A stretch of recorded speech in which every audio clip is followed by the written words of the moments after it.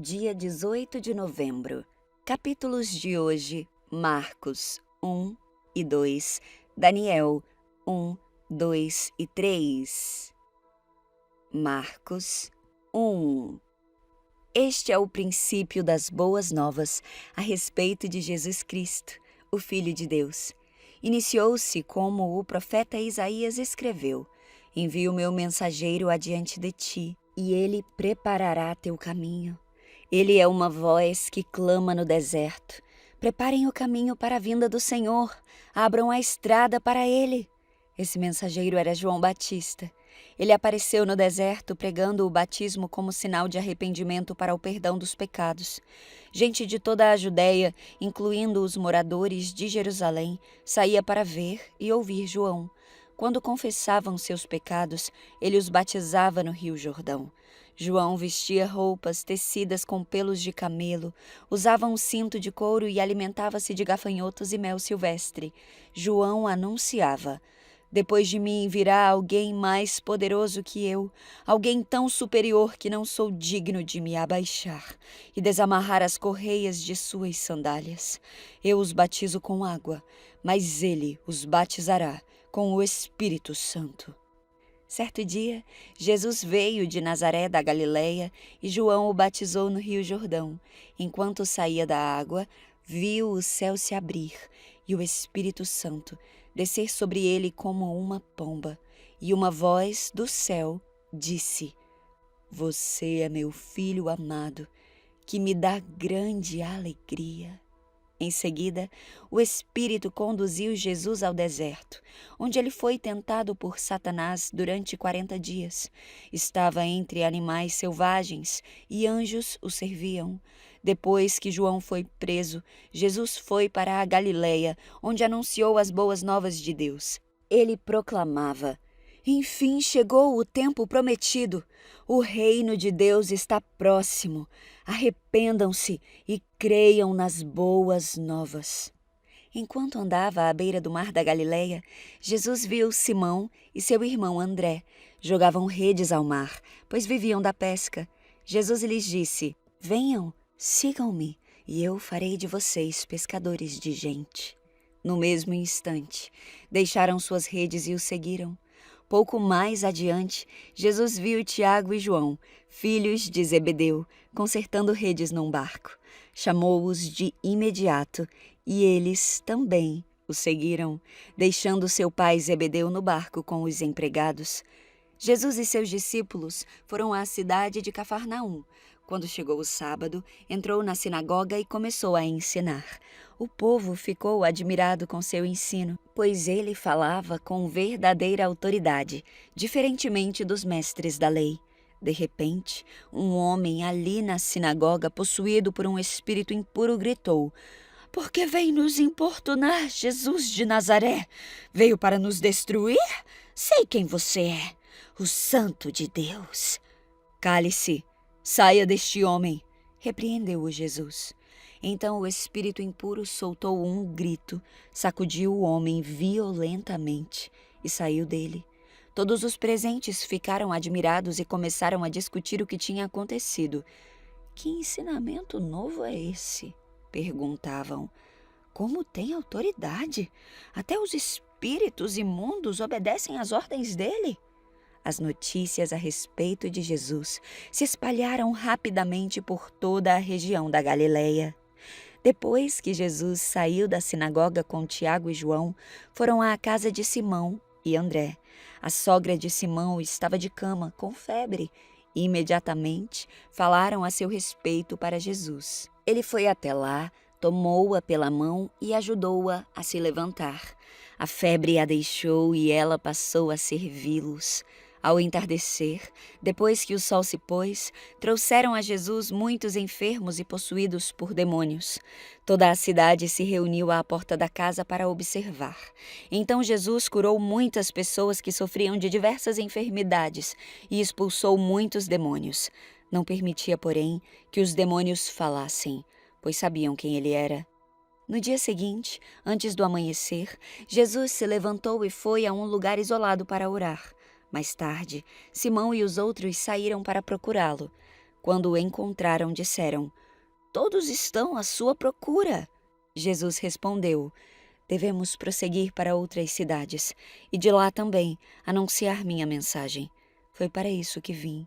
Então ele viajou por toda a região da Galileia, pregando nas sinagogas e expulsando demônios. Um leproso veio e ajoelhou-se diante de Jesus, implorando para ser curado. "Se o Senhor quiser, pode me curar e me deixar limpo." Cheio de compaixão, Jesus estendeu a mão e tocou nele. "Eu quero, seja curado e fique limpo", respondeu. No mesmo instante, a lepra desapareceu e o homem foi curado. Então Jesus se despediu dele com uma forte advertência: "Não conte isso a ninguém. Vá e apresente-se ao sacerdote para que ele o examine. Leve a oferta que a lei de Moisés exige pela sua purificação. Isso servirá como testemunho." O homem, porém, saiu e começou a contar a todos o que havia acontecido. Por isso, em pouco tempo, grandes multidões cercaram Jesus, e ele já não conseguia entrar publicamente em cidade alguma. E embora se mantivesse em lugares isolados, gente de toda parte vinha até ele. Marcos 2. Dias depois, quando Jesus retornou a Cafarnaum, a notícia de que ele tinha voltado se espalhou rapidamente. Em pouco tempo, a casa onde estava hospedado ficou tão cheia que não havia lugar nem do lado de fora da porta. Enquanto ele anunciava a palavra de Deus, 4 homens vieram carregando um paralítico numa maca. Por causa da multidão, não tinham como levá-lo até Jesus. Então, abriram um buraco no teto, acima de onde Jesus estava. Em seguida, baixaram o homem na maca bem na frente dele. Ao ver a fé que eles tinham, Jesus disse ao paralítico: "Filho, seus pecados estão perdoados." Alguns dos mestres da lei que estavam ali sentados pensaram: "O que ele está dizendo? Isso é blasfêmia. Somente Deus pode perdoar pecados." Jesus logo percebeu o que eles estavam pensando e perguntou: "Por que vocês questionam essas coisas em seu coração? O que é mais fácil dizer ao paralítico? Seus pecados estão perdoados, ou levante-se, pegue sua maca e ande? Mas eu lhes mostrarei que o Filho do Homem tem autoridade na terra para perdoar pecados." Então ele disse ao paralítico: "Levante-se, pegue sua maca e vá para casa." O homem se levantou de um salto, pegou sua maca e saiu andando diante de todos.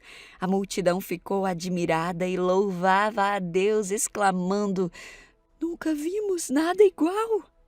Em seguida, Jesus saiu outra vez para a beira do mar e ensinou as multidões que vinham até ele.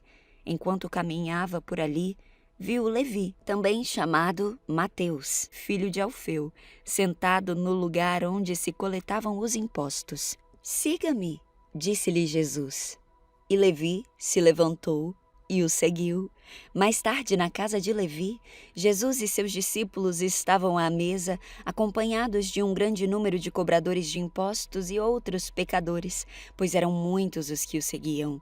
Quando alguns fariseus, mestres da lei, viram Jesus comer com cobradores de impostos e outros pecadores, perguntaram a seus discípulos: "Por que ele come com cobradores de impostos e pecadores?" Ao ouvir isso, Jesus lhes disse: "As pessoas saudáveis não precisam de médico, mas sim os doentes. Eu não vim para chamar os justos, mas sim os pecadores." Certa vez, quando os discípulos de João e os fariseus estavam jejuando, algumas pessoas vieram a Jesus e perguntaram: "Por que os seus discípulos não têm o hábito de jejuar como os discípulos de João e os discípulos dos fariseus?" Jesus respondeu: "Por acaso os convidados de um casamento jejuam enquanto festejam com o noivo? Não podem jejuar enquanto o noivo está com eles. Um dia, porém, o noivo lhes será tirado, e então jejuarão. Além disso, ninguém remendaria uma roupa velha usando pano novo. O pano novo encolheria a roupa velha e a rasgaria, deixando um buraco ainda maior. e ninguém colocaria vinho novo em velhos recipientes de couro. O vinho os arrebentaria, e tanto o vinho como os recipientes se estragariam. Vinho novo precisa de recipientes novos. Num sábado, enquanto Jesus caminhava pelos campos de cereal, seus discípulos começaram a colher espigas. Os fariseus lhe perguntaram: por que seus discípulos desobedecem à lei colhendo cereal no sábado? Jesus respondeu: vocês não leram nas Escrituras o que fez Davi quando ele e seus companheiros tiveram fome? Ele entrou na casa de Deus nos dias em que Abiatar era o sumo sacerdote, comeu os pães sagrados que só os sacerdotes tinham permissão de comer e os deu também a seus companheiros. E então Jesus disse: o sábado foi feito por causa do homem, e não o homem por causa do sábado. Portanto, o Filho do Homem é Senhor, até mesmo do sábado. Daniel 1. No terceiro ano do reinado de Jeoaquim, em Judá, Nabucodonosor, rei da Babilônia, veio a Jerusalém e cercou a cidade. O Senhor lhe deu vitória sobre Jeoaquim, rei de Judá, e permitiu que levasse para a terra da Babilônia alguns dos utensílios sagrados do templo de Deus. Nabucodonosor os colocou na casa do tesouro de seu Deus. O rei ordenou que Aspenaz, o chefe de seus oficiais, trouxesse ao palácio alguns dos jovens israelitas da família real e de outras famílias da nobreza. Disse o rei: escolha somente rapazes saudáveis e de boa aparência, que sejam instruídos em diversas áreas do conhecimento, que tenham entendimento e bom senso e sejam capacitados para servir no palácio real. Ensine a esses jovens a língua e a literatura da Babilônia. O rei determinou que recebessem das suas próprias cozinhas uma porção diária de alimento e vinho. Os rapazes seriam treinados durante 3 anos e depois passariam a servir ao rei. Daniel, Hananias, Misael e Azarias, todos da tribo de Judá, estavam entre os escolhidos. O chefe dos oficiais lhes deu novos nomes babilônios. Daniel passou a ser chamado de Beltesazar, Hananias de Sadraque, Misael de Mesaque e Azarias de Abid-nego. Daniel, porém, decidiu não se contaminar com a comida e o vinho que o rei lhes tinha dado. Pediu permissão ao chefe dos oficiais para não comer esses alimentos, a fim de não se contaminar. Deus havia feito que o chefe dos oficiais mostrasse compaixão e simpatia a Daniel. Apesar disso, Aspenaz disse: tenho medo de meu senhor, o rei. Ele determinou que o alimento que vocês devem comer e o vinho que devem beber seja este. Se ficarem com a aparência abatida em comparação com os outros rapazes de sua idade, temo que o rei mande cortar minha cabeça. Daniel falou com o assistente designado pelo chefe dos oficiais para cuidar dele, de Hananias, Misael e Azarias. Faça uma experiência conosco durante 10 dias, disse Daniel. Dê-nos apenas legumes para comer e água para beber. Terminados os 10 dias, compare nossa aparência com a dos outros rapazes que comem a comida do rei. Depois, decida de acordo com o que você vir. O assistente concordou com a sugestão e fez a experiência com eles durante 10 dias. Passados os 10 dias, Daniel e seus 3 amigos pareciam mais saudáveis e bem nutridos que os outros rapazes que se alimentavam com a comida do rei. Depois disso, o assistente só lhes dava legumes em vez da comida e do vinho servidos aos outros. Deus concedeu aos 4 rapazes aptidão incomum para entender todos os aspectos da literatura e da sabedoria. E a Daniel concedeu a capacidade especial de interpretar sonhos e visões. Ao término do período de treinamento ordenado pelo rei, o chefe dos oficiais levou todos os rapazes a Nabucodonosor. O rei conversou com eles, e nenhum o impressionou tanto quanto Daniel, Hananias, Misael e Azarias, e assim passaram a servir ao rei. Sempre que o rei os consultava sobre alguma questão que exigia sabedoria e discernimento, observava que eles eram 10 vezes mais capazes que todos os magos e encantadores de seu reino. Daniel continuou no palácio até o 1º ano do reinado de Ciro. Daniel 2. Certa noite, no 2º ano de seu reinado, Nabucodonosor teve sonhos tão perturbadores que não conseguiu mais dormir. Chamou seus magos, encantadores, feiticeiros e astrólogos e exigiu que lhes dissessem o que ele havia sonhado. Quando se apresentaram ao rei, ele disse: "Tive um sonho que muito me perturbou e preciso saber o que significa." Então os astrólogos responderam ao rei em aramaico: "Que o rei viva para sempre. Conte-nos o sonho e nós lhe diremos o que ele significa." O rei, porém, disse aos astrólogos: "Estou falando sério. Se não me disserem qual foi o sonho e o que ele significa, vocês serão despedaçados e suas casas transformadas em montes de escombros. Mas se me disserem qual foi o sonho e o que ele significa, lhes darei muitos presentes, muitas recompensas e honras. Portanto, digam-me qual foi o sonho e o que ele significa." Eles disseram novamente: "Ó rei, conte-nos o sonho e então lhe diremos o que ele significa." O rei respondeu: "Sei o que estão fazendo. Estão tentando ganhar tempo, pois sabem que falo sério quando digo: se não me contarem qual foi o sonho, estão condenados. Por isso, conspiraram para me dizer mentiras, na esperança de que mudarei de ideia. Digam-me, porém, qual foi o sonho, e então saberei que podem explicar o que ele significa." Os astrólogos responderam ao rei: "Não há ninguém em toda a terra capaz de dizer ao rei qual foi seu sonho. E nenhum rei, por maior e mais poderoso que fosse, pediu algo assim a um mago, encantador ou astrólogo. É impossível cumprir a exigência do rei. Ninguém, exceto os deuses, podem dizer qual foi seu sonho. E os deuses não vivem entre os mortais." O rei ficou furioso e ordenou que todos os sábios da Babilônia fossem executados. E por causa do decreto do rei, foram enviados homens para encontrar Daniel e seus amigos e matá-los. Quando Arioque, comandante da guarda do rei, veio matá-los, Daniel se dirigiu a ele com sabedoria e prudência. Perguntou-lhe: "Por que o rei publicou um decreto tão severo?" E Arioque lhe contou o que havia acontecido. Daniel foi ver o rei de imediato e pediu mais tempo para comunicar o significado do sonho. Em seguida, Daniel voltou para casa e contou a seus amigos Ananias, Misael e Azarias o que havia acontecido. Pediu que suplicassem ao Deus dos céus que tivesse misericórdia deles e lhes revelasse o segredo, para que não fossem mortos com os outros sábios da Babilônia. Naquela noite, o segredo foi revelado a Daniel numa visão. Então Daniel louvou o Deus dos céus e disse: "Louvado seja o nome de Deus para todo o sempre, pois a ele pertencem a sabedoria e o poder.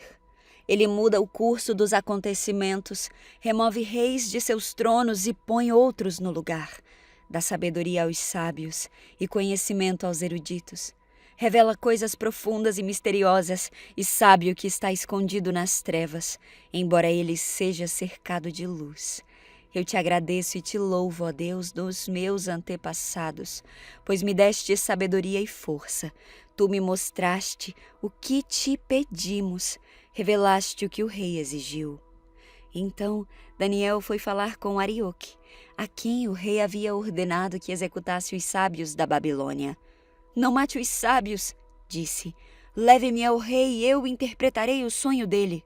Sem demora, Arioque levou Daniel ao rei e disse: "Encontrei um dos exilados de Judá que dirá ao rei o significado do sonho." O rei disse a Daniel, também chamado Beltesazar: "Você pode mesmo me dizer qual foi o meu sonho e o que ele significa?" Daniel respondeu: "Não existem sábios, encantadores, magos nem adivinhos capazes de revelar o segredo do rei. Mas há um Deus nos céus que revela segredos, e ele mostrou ao rei Nabucodonosor o que acontecerá no futuro. Agora eu lhe direi qual foi o sonho e as visões que o rei teve enquanto estava deitado em sua cama. Enquanto o rei dormia, sonhou com acontecimentos futuros. Aquele que revela segredos lhe mostrou o que acontecerá. E eu sei o segredo de seu sonho, não porque sou mais sábio que os outros, mas porque Deus deseja que o rei entenda o que se passava em seu coração. Em sua visão, ó rei, havia à sua frente uma enorme estátua brilhante, e a aparência dela era assustadora. A cabeça da estátua era feita de ouro puro, o peito e os braços eram de prata, a barriga e os quadris eram de bronze, as pernas eram de ferro e os pés, uma mistura de ferro e barro cozido. Enquanto o rei observava, uma pedra foi cortada de uma montanha, e não por mãos humanas. Ela atingiu os pés de ferro e barro e os despedaçou. Toda a estátua se desintegrou em minúsculos pedaços de ferro, barro, bronze, prata e ouro. Então o vento levou tudo, como se fosse palha na eira. Mas a pedra que derrubou a estátua se tornou uma grande montanha que cobriu toda a terra. Esse foi o sonho. Agora eu direi ao rei o que ele significa. Ó rei, o Senhor é o maior de todos os reis. O Deus dos céus lhe deu soberania, poder, força e honra. Ele o fez governante de todo o mundo habitado e pôs até os animais selvagens e as aves debaixo do seu controle. O Senhor é a cabeça de ouro. Quando, porém, o seu reino chegar ao fim, outro reino inferior ao seu se levantará em seu lugar. Depois que esse reino tiver caído, o terceiro reino, representado pelo bronze, se levantará para governar o mundo. Depois dele haverá o quarto reino, forte como ferro. Esse reino esmagará e despedaçará todos os impérios anteriores, como o ferro esmaga e despedaça tudo que ele atinge. Os pés e os dedos que o rei viu, uma mistura de ferro e barro cozido, mostram que esse reino será dividido. Como ferro misturado com barro, ele terá um tanto da força do ferro. Algumas partes serão fortes como o ferro, mas outras serão fracas como o barro. A mistura de ferro e barro também mostra que esses reinos tentarão se fortalecer ao formar alianças entre si por meio de casamentos. Contudo, não permanecerão unidos, da mesma forma que o ferro não se une ao barro. Enquanto esses reis estiverem no poder, o Deus dos céus estabelecerá um reino que jamais será destruído ou conquistado. Reduzirá os outros reinos a nada e permanecerá para sempre. Esse é o significado da pedra cortada da montanha, mas não por mãos humanas, que despedaçou a estátua de ferro, bronze, barro, prata e ouro. O grande Deus está mostrando ao rei o que acontecerá no futuro. O sonho é verdadeiro e o seu significado é certo. Então o rei Nabucodonosor se curvou à frente dele e ordenou que o povo oferecesse sacrifícios e queimasse incenso diante de Daniel. O rei lhe disse: verdadeiramente o seu Deus é o maior de todos os deuses, Senhor dos reis e revelador de mistérios, pois você conseguiu revelar esse segredo. O rei colocou Daniel em um cargo elevado e lhe deu muitos presentes valiosos. Nomeou-o governador de toda a província da Babilônia e chefe de todos os sábios. A pedido de Daniel, nomeou Sadraque, Mesaque e Abidnego para cuidarem de todos os negócios da província da Babilônia, enquanto Daniel permaneceu na corte do rei. Daniel 3. O rei Nabucodonosor fez uma estátua de ouro de 27 metros de altura e 2,7 metros de largura e a colocou na planície de Dura, na província da Babilônia. Em seguida, enviou mensageiros a todos os altos funcionários oficiais, governadores, conselheiros, tesoureiros, juízes, magistrados e todas as autoridades das províncias para que viessem à dedicação da estátua que ele havia levantado. Todas as autoridades vieram e ficaram diante da estátua que o rei Nabucodonosor havia levantado. Então o arauto gritou: povos de todas as raças, nações e línguas, ouçam a ordem do rei. Quando ouvirem o som da trombeta, da flauta, da cítara, da lira, da harpa, do pífaro e de todos os outros instrumentos musicais, prostrem-se no chão para adorar a estátua de ouro levantada pelo rei Nabucodonosor. Quem não obedecer será lançado de imediato na fornalha ardente. Portanto, ao som dos instrumentos musicais, todos, não importando sua raça, língua ou nação, se prostraram no chão e adoraram a estátua de ouro que o rei Nabucodonosor havia levantado. Alguns dos astrólogos, porém, foram ao rei e denunciaram os judeus. Disseram ao rei Nabucodonosor: que o rei viva para sempre. O rei publicou um decreto exigindo que todos se prostrassem e adorassem a imagem de ouro quando ouvissem o som da trombeta, da flauta, da cítara, da lira, da harpa, do pífaro e dos outros instrumentos musicais. De acordo com esse decreto, quem não obedecer será lançado na fornalha ardente. Alguns judeus, Sadraque, Mesaque e Abednego, que o rei encarregou da província da Babilônia, não lhe dão atenção, ó rei, recusam-se a servir seus deuses e não adoram a estátua de ouro que o rei levantou. Então Nabucodonosor se enfureceu e ordenou que lhe trouxessem Sadraque, Mesaque e Abednego. Quando eles foram conduzidos à presença do rei, ele lhes disse: Sadraque, Mesaque e Abednego, é verdade que vocês se recusam a servir meus deuses e a adorar a estátua que levantei? Eu lhes darei mais uma chance de se prostrarem e adorarem a estátua que fiz quando ouvirem o som dos instrumentos musicais. Se, contudo, vocês se recusarem, serão lançados de imediato na fornalha ardente. E então, que Deus será capaz de livrá-los de minhas mãos? Sadraque, Mesaque e Abednego responderam: Ó rei Nabucodonosor, não precisamos nos defender diante do rei. Se formos lançados na fornalha ardente, o Deus a quem servimos pode nos livrar. Sim, ele nos livrará de suas mãos, ó rei. Mas ainda que ele não nos livre, queremos deixar claro, ó rei, que jamais serviremos seus deuses ou adoraremos a estátua de ouro que o rei levantou. Nabucodonosor se enfureceu tanto com Sadraque, Mesaque e Abednego que seu rosto ficou desfigurado de raiva. Então ordenou que a fornalha fosse aquecida 7 vezes mais que de costume. Deu ordens também para que alguns dos homens mais fortes de seu exército amarrassem Sadraque, Mesaque e Abednego e os lançassem na fornalha ardente. Eles os amarraram e os lançaram na fornalha inteiramente vestidos, com túnicas, turbantes, mantos e outras roupas. E uma vez que o rei, em sua ira, havia exigido um fogo tão quente na fornalha, as chamas mataram os soldados que jogaram os 3 lá dentro. Assim, Sadraque, Mesaque e Abednego, amarrados, caíram nas chamas intensas. De repente, porém, o rei Nabucodonosor se levantou espantado e disse aos seus conselheiros: Não foram 3 os homens que amarramos e lançamos na fornalha? Sim, ó rei, eles responderam. Olhem, disse Nabucodonosor, vejo 4 homens desamarrados andando no meio do fogo sem se queimar, e o 4º homem se parece como um filho de deuses. Então Nabucodonosor se aproximou o máximo que pôde da porta da fornalha ardente e gritou: Sadraque, Mesaque e Abednego, servos do Deus Altíssimo, saiam, venham aqui. E Sadraque, Mesaque e Abednego saíram do meio do fogo. Os altos funcionários, os oficiais, os governadores e os conselheiros se juntaram ao redor deles e viram que o fogo não os havia tocado. Nenhum fio de cabelo da cabeça deles estava chamuscado e suas roupas não estavam queimadas, nem sequer tinham cheiro de fumaça.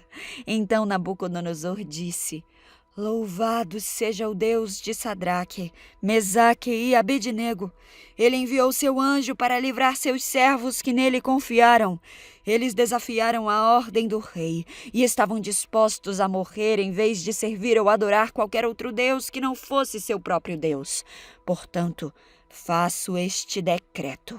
Se qualquer pessoa, não importando sua raça, nação ou língua, disser uma palavra contra o Deus de Sadraque, Mesaque e Abednego, ela será despedaçada e sua casa transformada num monte de escombros. Não há outro Deus capaz de livrar dessa maneira. Então o rei promoveu Sadraque, Mesaque e Abednego a cargos ainda mais elevados na província da Babilônia.